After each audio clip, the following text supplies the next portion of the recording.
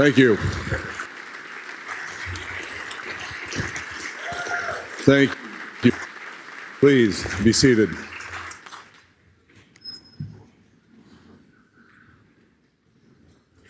Lieutenant Governor, Supreme Court justices, constitutional officers, members of the House and Senate, and my fellow South Dakotans. I want to welcome you all to the Capitol today and thank you for making the time to be here. Before we get started, I would like you to help me welcome First Lady Sandy Rhoden, my wife, in the gallery. Welcome her to this Capitol.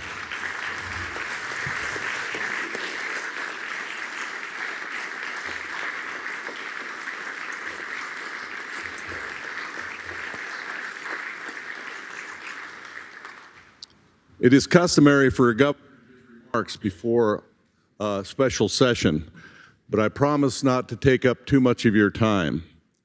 I know we have important work to do today, and so I want you to get to it. We're here today to complete something years in the making. Truth be told, I'm actually quite impressed with our state penitentiary in Sioux Falls. It has stood for 144 years. And that is no small feat. That's probably a lot longer than anybody really expected. But our state is much different than it was 144 years ago. For starters, we weren't even a state back then. We were a territory. And as our state has grown, so has a number of criminals that need rehabilitation. And while there are many that say, lock them up and throw away the keys, I think we all realize that nearly all of them will be released back into society. Unless an offender is serving a life sentence, he will be back in a South Dakota community. If the primary goal of a government is to keep people safe, we can and we must do better. That means making long-term investments in public safety. And it means placing an emphasis on reducing recidivism and getting offenders back to work. That's why I'll be launching the Correctional Rehabilitation Task Force following the passage of this legislation.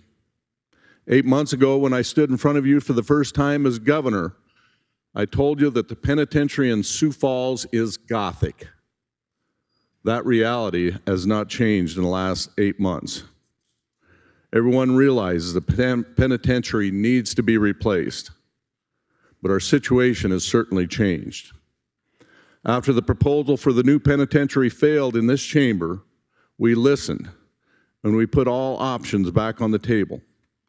I worked with legislative leadership to form a task force to look at this opportunity with fresh eyes, take public input, and build support. We put equal numbers of proponents and opponents on that task force. We included members from both chambers and both parties. We brought in relevant folks from the field of law enforcement and criminal justice and behavioral health. I challenged the task force with 3 questions. First, do we need a new prison? Second, how big it should be? And third, where should it be located? I knew we needed to build support to answer all 3 questions. But I never dreamed that we'd have unanimous agreement from the task force on all the questions, all 3 of those questions. I've served on many task force and summer studies in my day. I've chaired a few of them.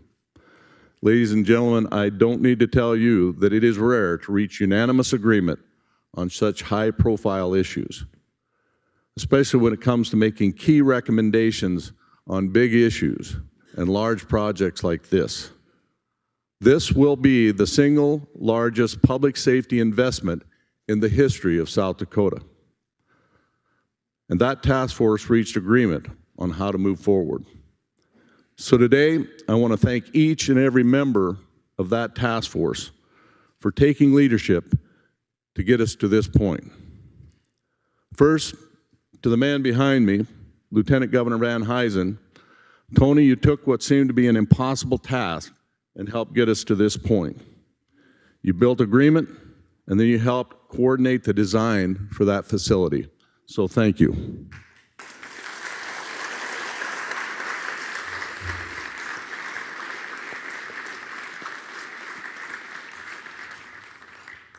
To the senator on the task force, President Pro Tem Carr, Majority Leader Melhoff, Senator Otten, Senator Lapka, Senator Colbeck, Senator Hone, and Senator Smith. Some of you supported the initial plan and some of you didn't, but each of you played a key role to get us here as well. Senator Carr and Melhoff in particular have been fantastic advocates for the task force plan. Senators, thank you for taking leadership and offering to be the chamber that runs this bill first.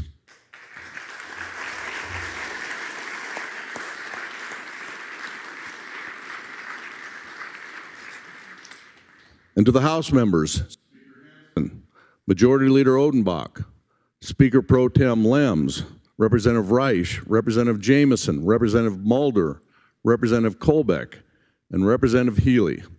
Again, some of you supported the plan, some didn't. But your service on the task force represents some of the best we can expect from South Dakotans.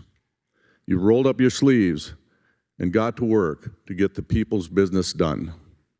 Thank you for hammering out an agreement. And we have many non-legislative members of that task force here as well, starting with Attorney General Marty Jackley, Yankton Police Chief Jason Foote, Minnehaha County State's Attorney Daniel Hager, Minnehaha County Sheriff Mike Milstead, Jane Fifley, and Tiffany Wolfgang, who brought a perspective on behavioral health to the task force. Thank each of you for your unique contribution and expertise.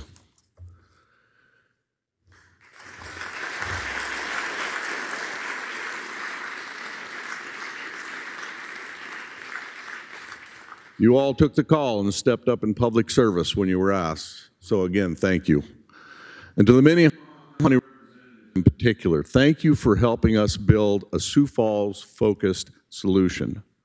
The task force delivered agreement on all three questions presented. Their process was a true example of the benefits of open and civil discourse. They came from different sides of an issue. They took over 8 hours of public comment from dozens of South Dakotans. They met 4 times in various locations across the state of South Dakota. They built consensus when it seemed impossible. They proved that open and civil discourse doesn't just make for good process, it makes for good policy. And now we have a good plan. This plan fills a need for 1,500 beds at a relevant security level. It will be built to a 100-year construction standard, meaning we won't have to revisit this again for a very long time. It triples the programming and vocational training space that we have at the current state penitentiary, and it has increased space for faith-based rehabilitation. And while this plan for the new Sioux Falls site cuts costs, it does not cut corners on security.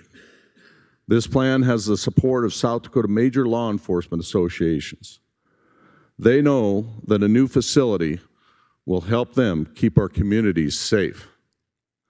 Because this proposed plan meets a $650 million budget set by the task force, we won't have to borrow money to pay for it.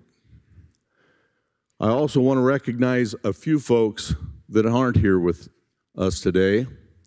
And first, I want to say to Governor Kristi Noem, former Governor Kristi Noem, thank you for having the wisdom and the foresight to save for this project.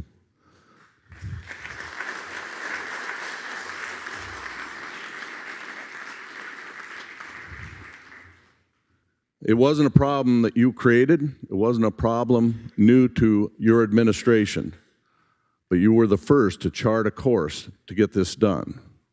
We would not be here where we are today without your leadership. So again, to Governor Noem, thank you. The same thank you goes to the former legislators who saved money so that we can pay cash to invest in public safety. That includes many of the legislators I see in front of me in the chamber today. Those folks voted to save money in the past to protect taxpayers in the futures. By paying cash up front, we will save hundreds of millions of dollars in the long run. And because of those actions, we don't have to raise taxes or cut services to invest in the public safety of the great people of South Dakota. I'm also grateful to the contractors. They are swallowing additional risk to guarantee that South Dakota taxpayers won't pay one dime more than $650 million for this project. By doing so, they put the biggest outstanding question to rest.